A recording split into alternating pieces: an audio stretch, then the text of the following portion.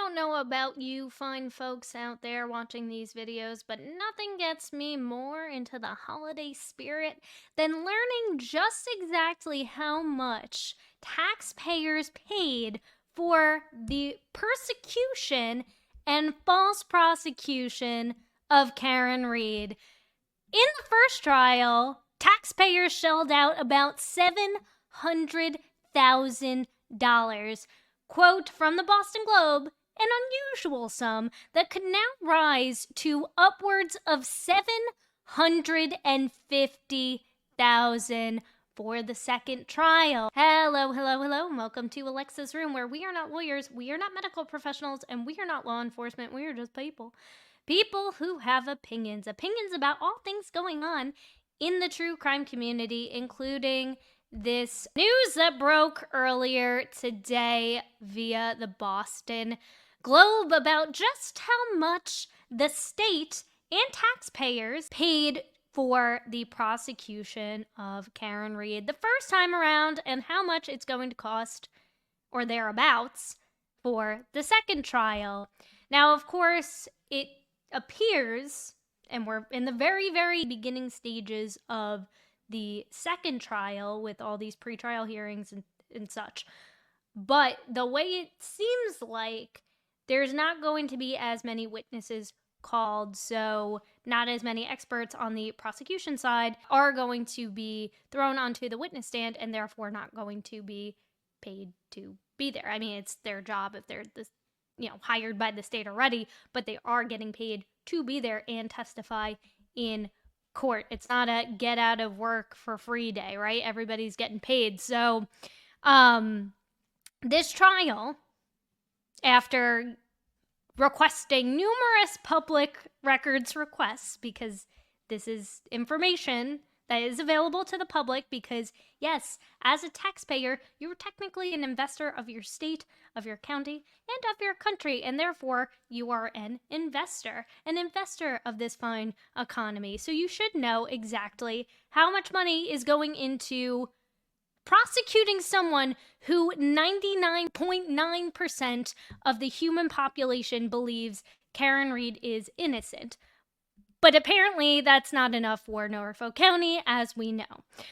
So like I said in my intro, the first trial cost about $700,000, which I just love this aside comment of an unusual sum. So that leads me to believe, as a non-Norfolk County resident, that this is not normal. And I would love to compare this to when Brian Walsh goes on trial, how much that trial is going to cost. And actually even taking a look at previous trials, previous cases involving Norfolk County prosecutors, D.A. Morrissey's office, right? And seeing the comparison and contrast between how much those trials cost and how much this prosecution of Karen Read cost the county and the state.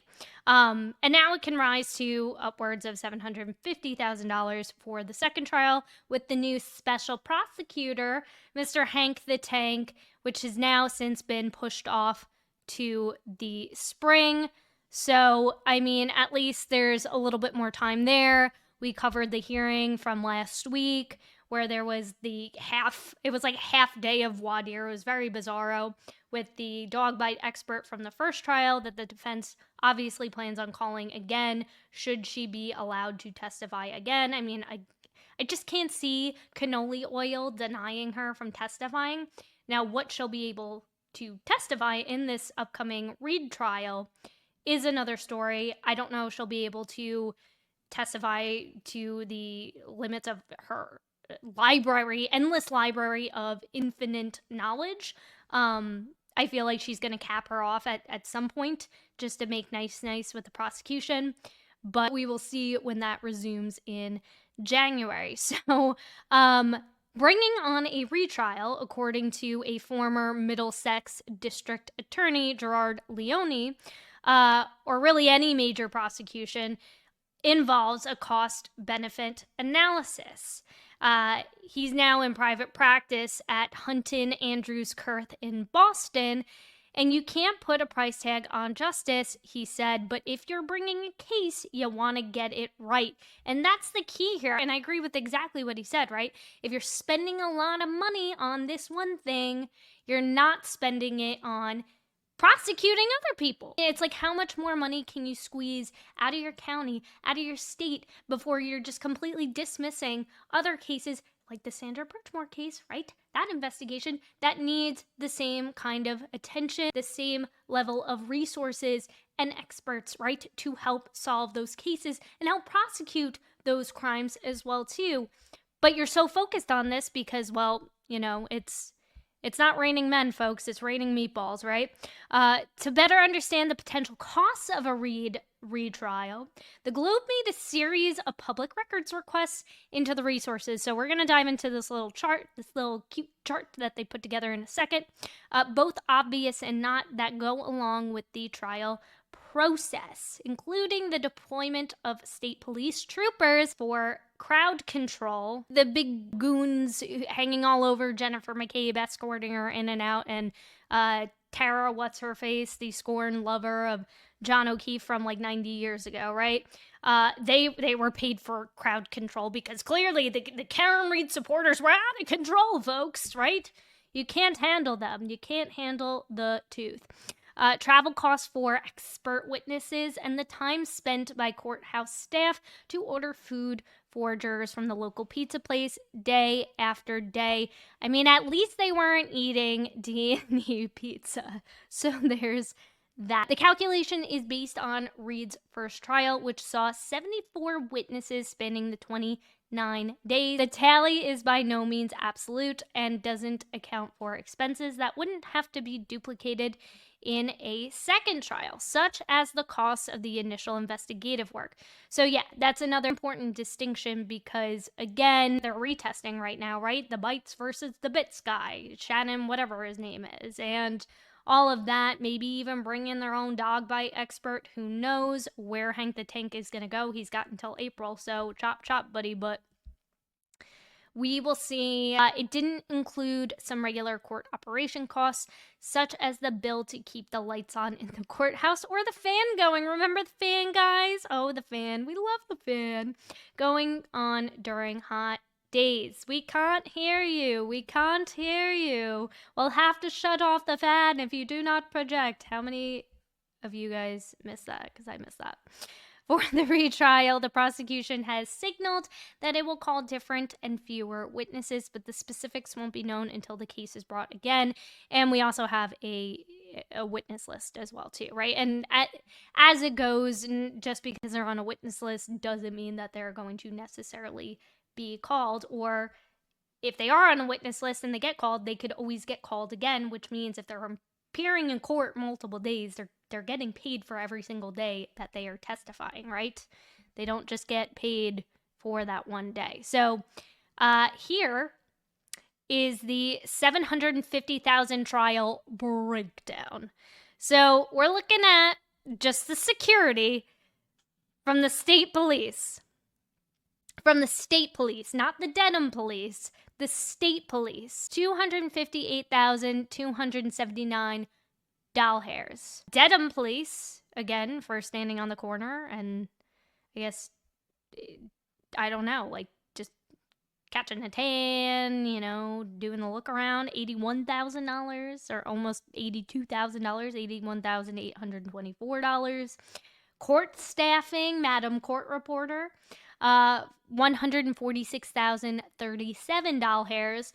Juror transportation, $59,400. Juror stipend, $32,300. So, I'm wondering. So court staffing doesn't include the court reporter.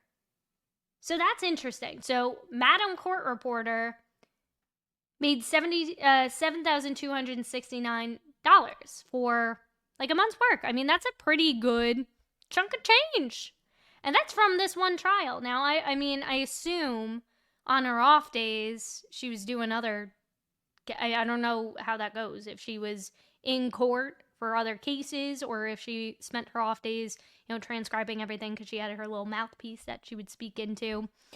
But I mean, that's pretty nice. That's pretty nice. $7,200. That's pretty nice. That's a pretty good monthly salary, I gotta say. Within 29 days, that's a full month's work of work. And the juror stipend, so there's 12 of them, plus the alternates. I'm assuming that includes the alternates in here. So if you break that down, I'm just curious to see what that math is, because I'm sure it's not a lot when you split it up. And I can't recall how many alternates there were. So for the sake of this, I'll just do like an even 15. So each of them, I mean, this is insane, right? Like, just to do it conservatively, if you do that conservatively and you break that up, like $32,300 divided by 15. Be conservative, right? And this is all estimates. Over the 29 days, these folks only made around $2,000, between $2,000 and probably $2,200. Meanwhile, I'm sure some of them made far more money than that from their work. And, I'm sure some of them had to use vacation time, and, I don't know the ins and out of, how that goes when you're serving jury duty for a case that long, for 29 days. And, the days were really random too, guys. It wasn't like, for those of you who didn't watch it in real time, it wasn't like, hey, we're in for, the 9 straight weeks of Monday through Friday, and we're working, through all of that. If that were the case, I mean, this case probably would have only been like 6 or 7 weeks. Probably. But we took a lot of days off, a lot of Fridays, a lot of half days for Bev. She had her Thirsty Thursdays to get to, her little throwdowns with her gal pals. So, that's just, it's crazy. I mean, it's more, I guess, than I thought, but still, I mean, I'd be teed off. I definitely would.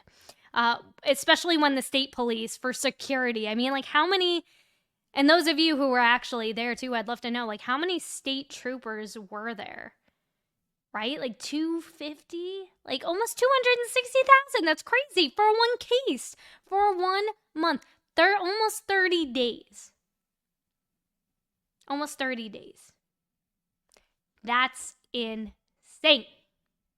That's insane. Special prosecutor Hank the Tank, $75K, which, I mean, he's probably already blown through that $75K by now, so I am curious to see if more comes out when this trial concludes and we learn all the facts and figures from that and we do a side-by-side.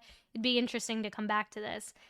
Staff, almost 60,000. I mean, this is like people's yearly salaries, right? This is absolutely insane. And then the witnesses, 40,000. Who's getting $40,000? Trooper Paul? Really? For his expert opinion about pirouetting and holding a glass like this and doing a weird, like, techno dance? I don't know. So let's break it down a little bit more. Trial security. Because of the unusual crowds outside and the intense media interest, state and local police provided security outside the courthouse every day, yada yada. As well as who insisted she was guilty, which was like 5 people. The bulk was done by troopers who the state police paid $258,278.94. About 80% of that was overtime. And these are people, I understand the state police is, big. It's bigger than Michael Proctor, right? Chip, our boy Chip and Tully and friends and Bukwaki. But I mean, they're buddies. Their buddies are getting paid overtime. 80% of that was overtime. Overtime for what? You didn't even work full day. Dedham police provided support around the courthouse as well as the surrounding area, spending $81,000 from April 16th through July 1st. Per a judicial order, state police were tasked with maintaining a 200-foot buffer around the courthouse while the trial was in session. No one was allowed to chant or have visible signs or apparel with slogans about the trial while within the buffer. I mean, this looks like such an intense crowd, like out of control, my goodness. And I'm not saying that you don't get security. I'm not saying that just let people in masses, coagulate around a courthouse. Of course, because there's always that off chance that there could be that one, crazy pants person in the crowd who's going to take things to the next level. But nevertheless, I mean, almost $60,000.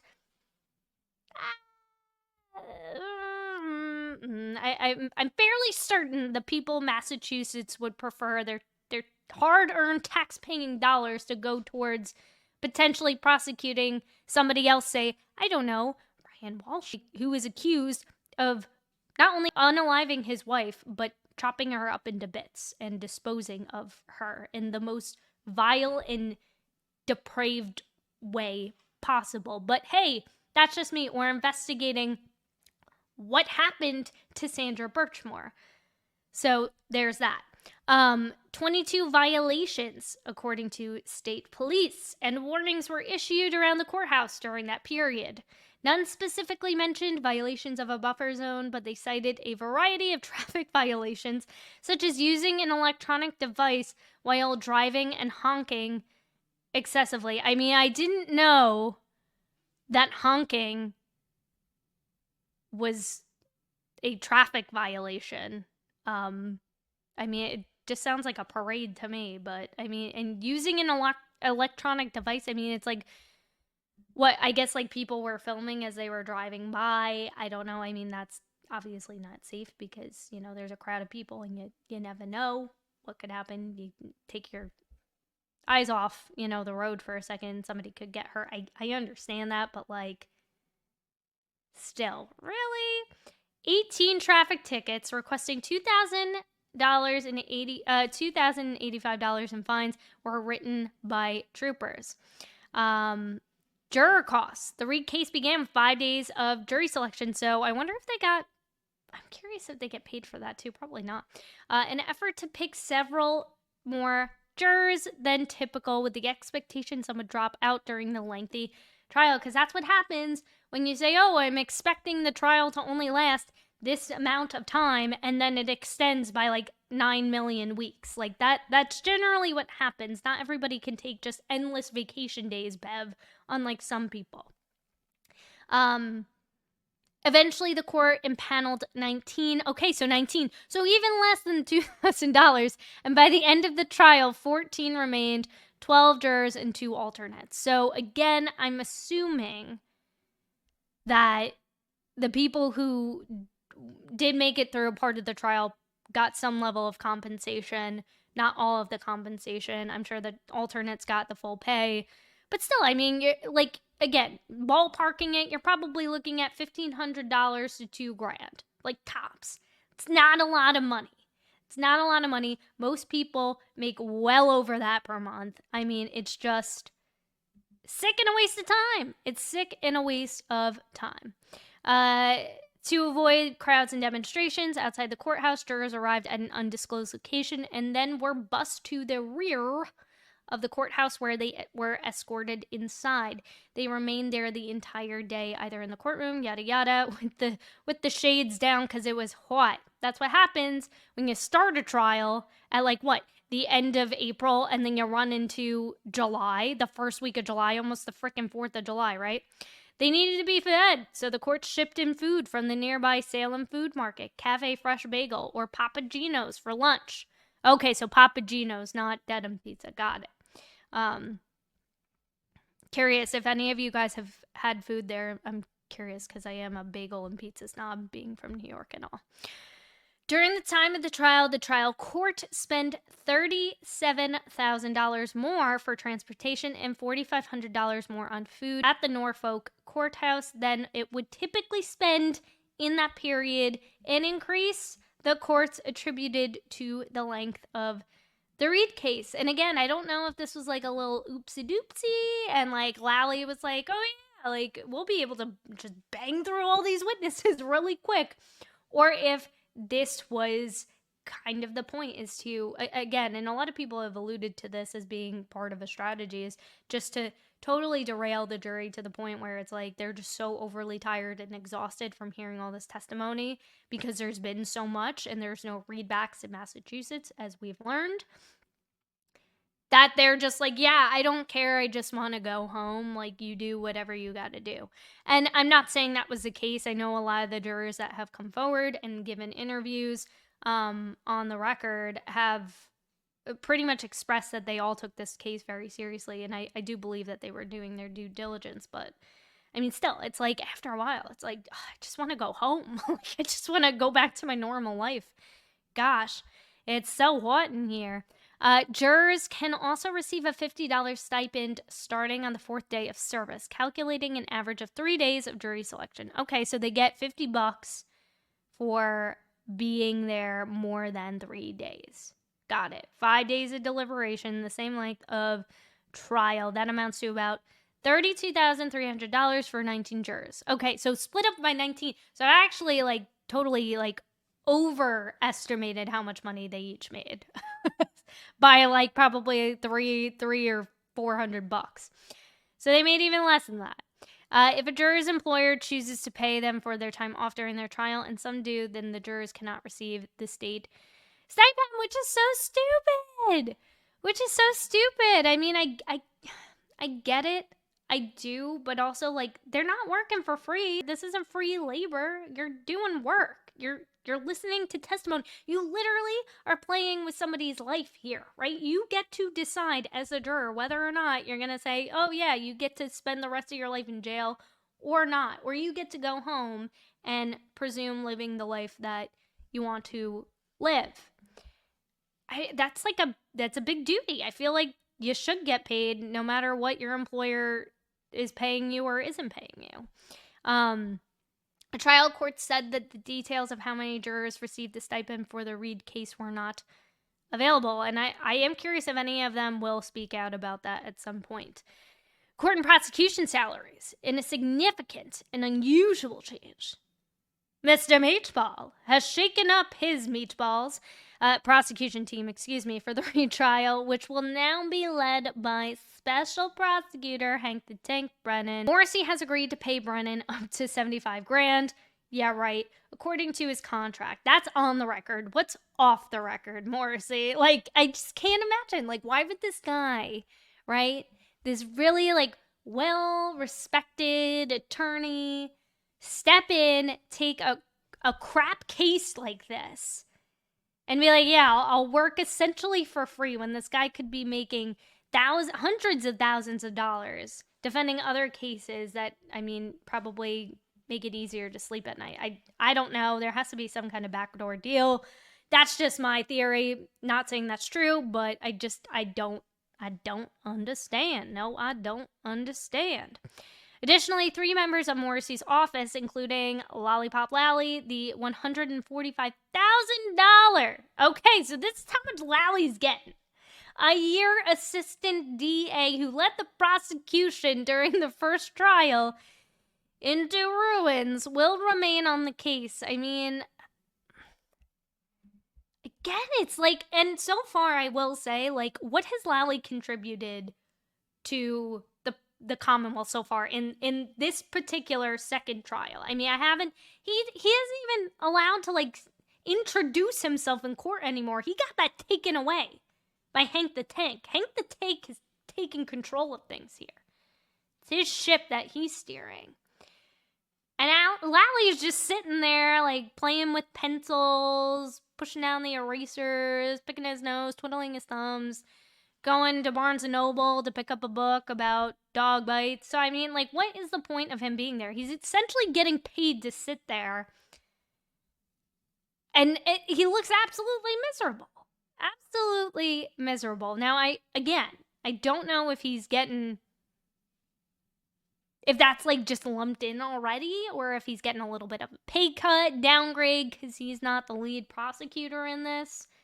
or if this is just his typical salary. I'm assuming that's his typical salary, but the prosecution, judge, and court staff are all public employees, and besides Hank the Tank, all of them would be working and drawing their salaries anyway. Okay, so that answered my question, whether there is a second trial or not. But the length and intensity of the trial means public resources will remain tied up with the case for more months, delaying work on other cases that probably need the kind of attention that Mr. Meatball are more important and should be more of a priority than, I don't even know at this point. I can't even say saving face, saving your career. What career do you have left? Honestly, this is just such a waste of time and resources.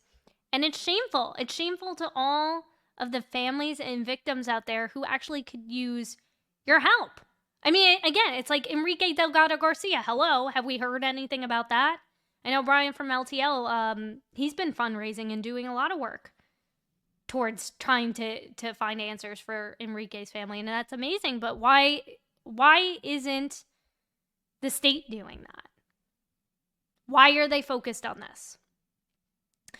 To calculate the public salaries devoted to the trial, the Globe identified the annual salaries of Beverly Cannoli Oil, the 3 Norfolk state staff prosecutors, and the court staff, including Jim, who has a record, such as the clerk. Oh, Jim, are you paying attention, Jim? And divided them by 6 to calculate about 8 weeks worth of work, or roughly the length of the first trial. Moreover, 2 court officers, 2 associate court officers, 2 assistant chief court officers were assigned to the courtroom each day according to the trial court, though the courts didn't provide a list of the specific employees who were there. Again, I don't know if that's normal, if it's not, but again, if I'm looking at it as like, hey, I'm a taxpayer, I'm an investor of my county, of the state, right? I'm investing in living here and being protected, because that's what your job is to serve and protect, right? I'm giving you my money, a percentage of my money, to make sure that you can create a happy living experience for me and my family. And I don't even know who's getting paid what. Like, I don't know. I just feel like that's a little important, but I don't know how unusual or not unusual that is. These are union positions on a stepped pay scale. So in absence of knowing the exact pay for the people involved, the Globe used the median annual salary pay step for each rank and divided the total by 6 to calculate about 8 weeks pay for each position. That means about $34,642 was spent on Beverly. I just don't believe that. That's probably a little bit conservative. I feel like the Globe was getting a little conservative here, but I don't know. Maybe that was why Bev was sighing so much, guys. I mean, she's like, I gotta like handhold Lally through this. I gotta sit through Trooper Pooper Paul and Chip Proctor and just like all of this bogus testimony, and all I want to do is just play Wordle. Go down to the hoedown with my gals. Do my crab walk, but $118,000 for court staff and security and $59,000 for prosecutors, not including Brennan because he was not there for round 1. Now the witnesses, the 74 witnesses, including the Aruba sisters, including 68 called by prosecutors. Of those, at least 34 were paid by the state or local government agencies for their time, either because they were public employees on work time or expert witnesses brought in by Morrissey's office. So Mr. Meatball, private citizens who the government calls to testify are not paid, obviously. So, you know, people like at the time, you know, Allie McCabe, Colin Albert, etc. And obviously, you know, Arca was a defense witness, but Arca's been paid by the feds over, I think, $500,000 is what I think we had reported on that at some point. So, but I mean, like, is that considered, I'm curious, if that's like considered like overtime, or is that included in their typical like 8-hour or whatever, however long their shifts are, right? I don't know. So for Chip Proctor's testimony, he was paid $1,100. $1,100, including $313 for 4 hours of preparation time a few days before he took the stand. So he walked away with a cool $1,500. That's a nice little bonus before he got shafted, right? Now he's suspended, obviously. We still haven't heard any updates in regards to the internal affairs investigation. The Bureau of Alcohol, Tobacco, Firearms, and Explosives did not respond to a records request about whether it paid Special Agent Brian Higgity Diggity any money during the 2 days he was on the stand. He primarily testified about personal matters, such as his flirty, steamy texts with Karen Reed. It was cringeworthy. I mean, it's like, I felt like I was a parent reading, like, my child's text to, like, a girl that didn't like them. Like, that, I just felt it felt very invasive. Just uncomfortable. But he potentially got paid. I would love to know if he was paid. I'm sure he was, to testify. We know he was paying his attorney to essentially hold his hand while he was testifying, so there's that. But in total, state police paid $9,123 to 10 troopers and civilian crime lab employees for their testimony. Canton police paid almost the same amount, $8,410, to 6 officers. So they actually made out better, if you do that math, right? They actually made out a little bit better for their time on the stand. The Norfolk District Attorney's Office spent $12,700 on expert witnesses, including hotel, travel, and meal costs for those coming from out of town. So I mean, I'm assuming that'd be like Jessica Hyde and friends, but I mean, I guess they were called in to testify about a range of factors, yada yada. Okay, so there's the math, right? So if you live in Norfolk County, if you were a Massachusetts resident and taxpayer, I mean, I'd be kind of pissed. I'd be kind of TO'd, especially if you are in the camp of Karen Reed is innocent. And like I said earlier in this video, that's about 99.99999% of the human population. So there's that. But that's actually not all the news I wanted to talk about today in regards to Karen Reed, because it's been a little while, right? It's been a couple of days, and I wanted to do a little bit of an update video for you, because a couple of things have come out in the news recently, such as Ms. Beverly agreeing to seal evidence in the Karen Reed case that may potentially overlap with another case. And all I have to say to that is, what other case? Like, I'm fairly certain you're not talking about the federal case, right? Or if you're talking about the Turnbull case, like, I have no idea what this is in reference to. And if anybody has any theories, feel free to comment below. But as we know, prosecutors asked Beverly to seal evidence recently obtained by the prosecution in the Karen Reed unaliving case, citing a potential overlap with another pending criminal case. But the prosecutor's motion, filed with agreement from Yannetti and friends, said the evidence in question involves copies of unspecified communications that were provided to the defendant on November 26th of this year. According to the document, Beverly, and apologies for the ads, but she agreed to this motion on November 25th, but the motion was only added to the case record on Wednesday. Why? It took, I mean, that's almost a month, Bev. What are you doing? It's almost a freaking month before anybody finds out anything about this. But this is what it said, according to the prosecution. So this order is necessary to effectuate the well-established privacy and safety interests of witnesses and the victim's family. Furthermore, certain materials being provided as discovery in this case may be evidence in an unrelated pending criminal case. Talk about a cliffhanger. Like, what is that about?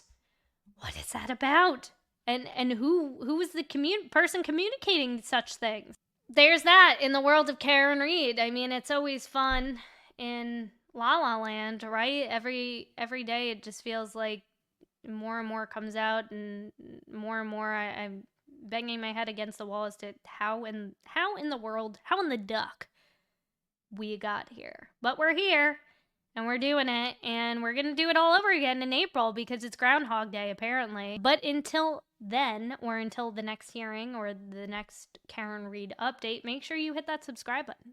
Make sure you hit the notification bell so you don't miss that next video from me, because I'm sure it'll be dandy and full of great news for this holiday jolly season. And make sure you hit that like button, because that tells the YouTube algorithm that this is newsworthy news. And it is, because, I mean, again, if you're a taxpayer in Norfolk County, I'd be freaking outraged. And it just makes me, again, think about all of you, who are not only living in Norfolk County or Massachusetts per se, but to all of you anywhere. Pay attention to what's going on in your communities, in your county, in your state, where your money is going. It's your money. You work your butt off to put bread on the table for you and your family, and not only just to survive, but to live the life that you want, right? And to find out that all your blood, sweat, and tears is going towards the prosecution, not once, but twice, and I'm sure if Meatball could do it 3 times, he'd do it thrice, prosecute an innocent woman and waste hundreds of thousands of your hard-earned dollars, I'd be outraged. I want to hear what your thoughts are in the comment section below. But again, until then, I will see you in the next one.